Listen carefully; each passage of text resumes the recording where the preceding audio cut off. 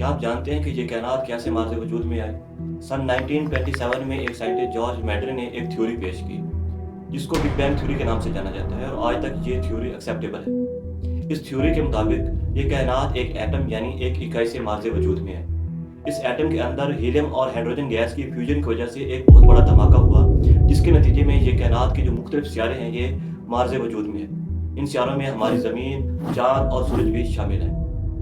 तो आइए अब कुरान की रूह से देखते हैं कि कुरान इसके बारे में क्या कहता है। सूरतुल अंबिया आयत नंबर 30 में अल्लाह तबारक तआला फरमाते हैं, अवलम यरल्लज़ीना कफरू अन्नस समावाति वल अर्ज़ कानता रतक़न फफ़तक़नाहुमा वजअलना मिनल माइ कुल्ल शैइन हय्य अफ़ला युमिनून। क्या काफिरों ने नहीं देखा कि आसमान और ज़मीन मिले हुए थे और फिर हमने इनको जुदा जुदा किया और हमने हर जिंदा चीज़ को पानी से पैदा फरमाया। तो क्या ये लोग ईमान नहीं लाएंगे?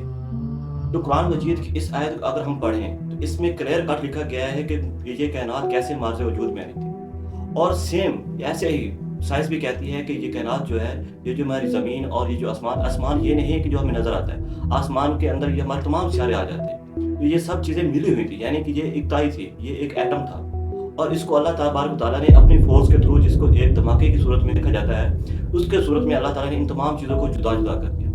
अगर हम इस आयत को इन डेप्थ देखें तो इस आयत ने हमें 1400 साल पहले ही इस कायनात के मार्ज़ वजूद में आने की जो हकीकत है वो बयान कर दी है, जबकि साइंस हमें इस चीज़ के बारे में 100 साल पहले इल्म दे रही है। और अल्लाह तबारक तआला ने ना सिर्फ इन सियारों यानी कि इन चीज़ों को पैदा फरमाया, बल्कि इनको इनके मदार के अंदर भी रखा है और एक बेहतरीन डायमेंशन के अंदर रखा है ताकि ये एक दूसरे के साथ टकराए ना।